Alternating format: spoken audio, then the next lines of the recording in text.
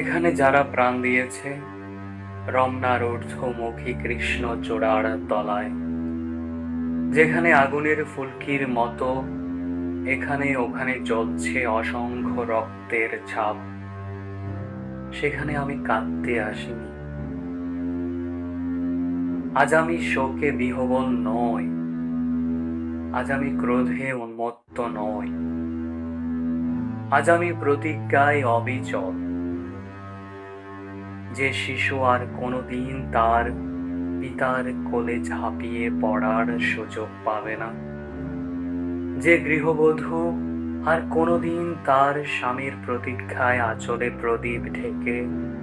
দুয়ারে আর দাঁড়িয়ে থাকবে না, যে জননী খোকা এসেছে বলে উদ্দাম আনন্দে সন্তানকে আর বুকে জড়িয়ে ধরতে পারবে না, যে তরুণ